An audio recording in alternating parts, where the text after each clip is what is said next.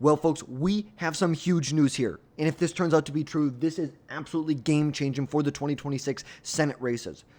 Georgia Governor Brian Kemp will not run for Senate in 2026. This is being reported from Politico. They said, according to 3 people familiar with Brian Kemp, very close with Brian Kemp, have come out and said anonymously, of course, nothing official from the governor, but that he will not run in 2026. And it's funny because there were just some reports yesterday saying that Brian Kemp was very, very interested in the Senate in 2026. And really, it only seems there's only one reason that he would not be running for the Senate. That is if he decided that he was going to run in 2028, which I believe would be truly a big mistake. This is an opportunity lost. Remember, Brian Kemp, he's only, 61? In politics, he's a young guy. He's a real young guy in politics. You're going to run for president and you're going to lose. This is just a stupid decision if it turns out to be true. Again, I'm going to emphasize if it turns out to be true because it's from Politico. Politico is saying that it's according to 3 sources that are familiar with Brian Kemp's intentions on what he wants to do in 2026 because it seemed, and it is, very, very probable that he would have won the election in 26 if he got the Republican nomination. Kemp would be running against a incumbent Democrat senator from Georgia. He won back in 2020. He won this seat in a special election, or excuse me, his was not the special election, but he won it against David Perdue. It was really an upset victory to say. Perdue won the popular vote, but did not reach 50% in the first round. In the runoff, Jon Ossoff did win. He won this race, and it seemed very likely that Brian Kemp was going to jump in this race because he was seen as the strongest candidate to challenge Democrat Senator Jon Ossoff. He's a first-term Democrat, and he is seen as the most vulnerable Democrat in the Senate. Probably the most vulnerable senator up for re-election in 2026. And without Kemp in the race, Republicans are going to face a really unpredictable primary. You could see someone like Marjorie Taylor Greene jump in this race, which would most likely hand this election to the Democrats. We had some numbers from Trafalgar that came out, very, very accurate pollster from the most recent election, saying that Jon Ossoff would beat Marjorie Taylor Greene by roughly 11 percentage points. 11 percentage points he would beat Marjorie Taylor Greene by, which is just absolutely ridiculous. And in the same poll, they found that Brian Kemp would win that election. He would win it. Look at this. Raffensperger running 9 points behind him. Marjorie Taylor Greene, look at this. You're seeing 54% of people would vote for Ossoff if Greene was in that race. Meanwhile, you see Kemp would win by 3 points. Which, this is just very sad if this is true, if Brian Kemp is not running in 2026. Because who are you left with? You're left with Marjorie Taylor Greene, Rich McCormick. Because you have to remember, there's also an open Senate seat in Georgia. There's also an open governor's race in Georgia. Brian Kemp he cannot serve. He cannot serve again. And what does that mean? It means that there is a competitive primary in the governor's race as well. It's like right now you have Buddy Carter, Mike Collins, Marjorie Taylor Greene, Tyler Harper, John King, Rich McCormick, Brad Raffensperger, who have all looked at jumping in this race. And look at this. This report just came out a couple minutes ago. How the hell does Wikipedia already have it updated? That's just ridiculous how quick they are on this stuff. But on the governor's side, you see Burt Jones, Chris Carr, the Attorney General, who I think, if we're looking at winning a statewide election, I feel like he is best positioned to win a statewide election in Georgia. Chris Carr. He's been the Attorney General for about a decade there. He's won some pretty good races.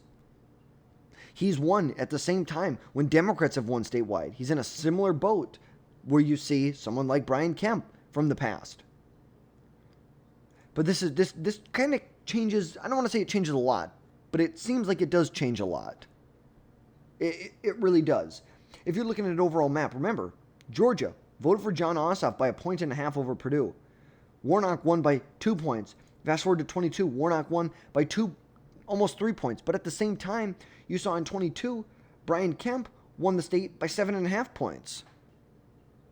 So obviously this is a Republican state. It's at least a lean Republican state. Remember, Georgia, 2 points for Trump.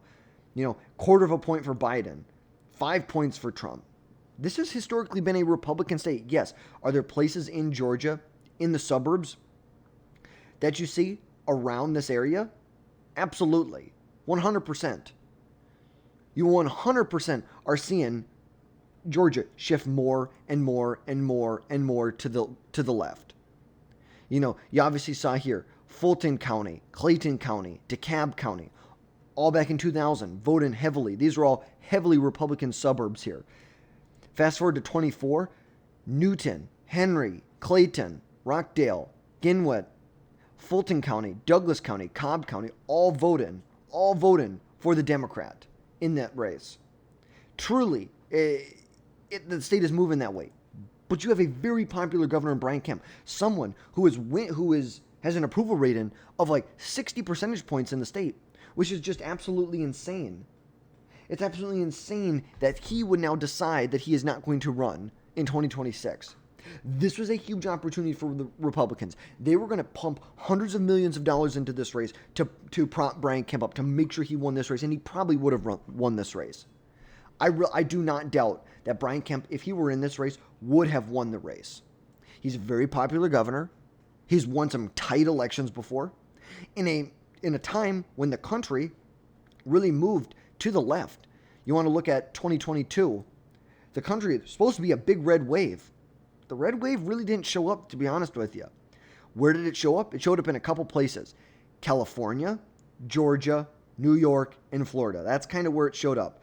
Kemp won by 7.5 points. Remember, he was only elected by like a point and a half back in 2018 over Stacey Abrams. There's a very close race. Look at this. DeSantis won by less than half a percentage point.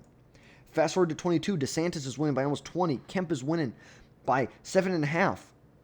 That is a huge victory. Huge victory for the Republicans. And now you're going to tell me that he's not going to run?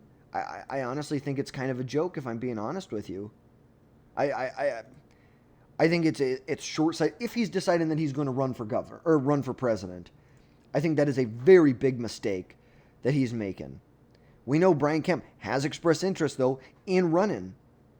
But he's not going to win a Republican primary. There's so many Republican voters who don't like him because of 2020. And granted, I think it is wrong. I think it is. He did the right thing in 2020. He did the right thing. Brian Kemp did the right thing in 2020.